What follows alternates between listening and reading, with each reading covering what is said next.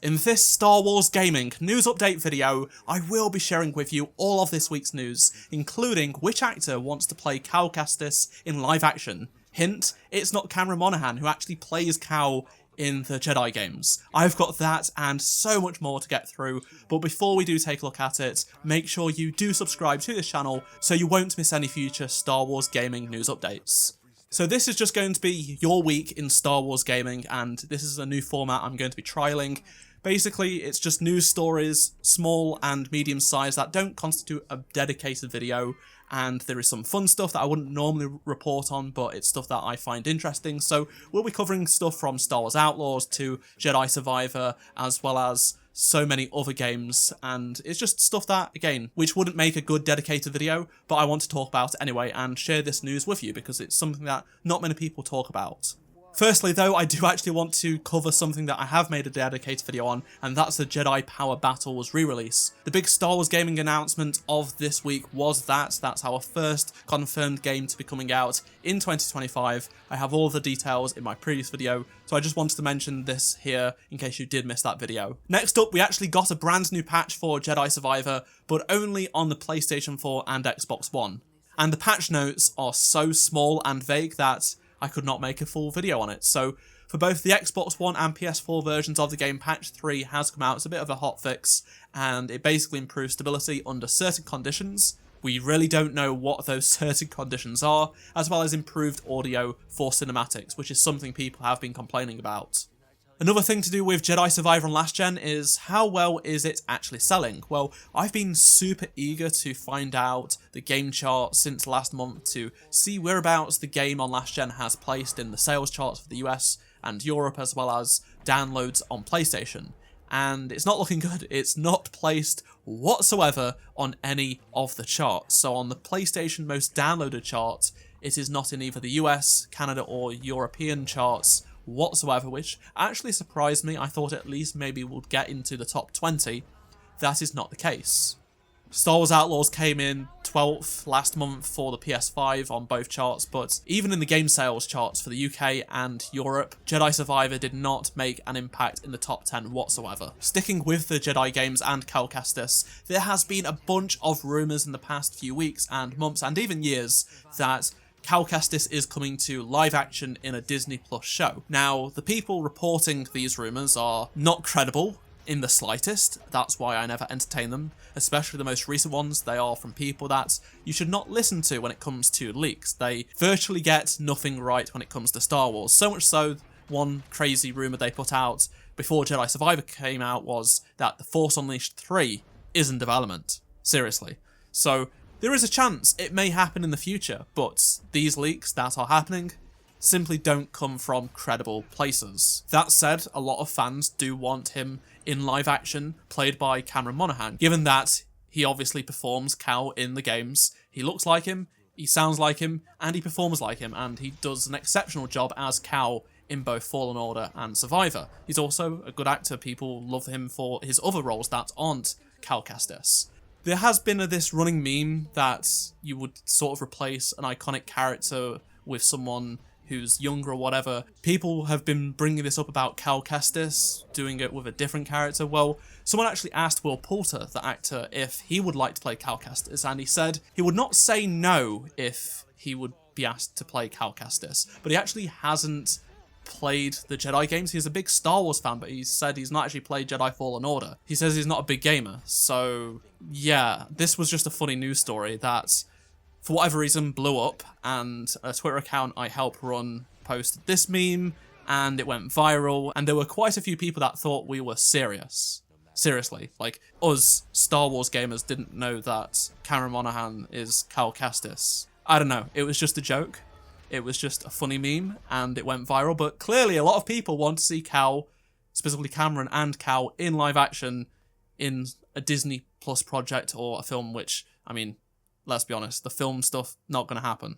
Firstly though, they need to finish the third game, which they're currently developing, and we'll get that at some point in the future. Now on to another patch for another game, and this is Star Wars Bounty Hunter. So Aspyr re-released Bounty Hunter back in August, and there has not been an update, even though they've been working on updates for it, but it released on Thursday. So patch 1 is out, and basically they have fixed a few things. For example, they have added new cheat codes that alter the number of continues in the game. They've also adjusted the default audio settings, improved camera focus for smoother vertical movement, and a bunch of other small fixes here and there. So a decent first patch, just clearing up some of the last remaining issues with that re-release, which was a solid re-release, to be honest, compared to what they did with the Battlefront Classic Collection, which still has 0 updates on its way by the looks of things. Aspire were also in the news for a third time this week. They have launched the Bounty Hunter and Republic Commando bundle.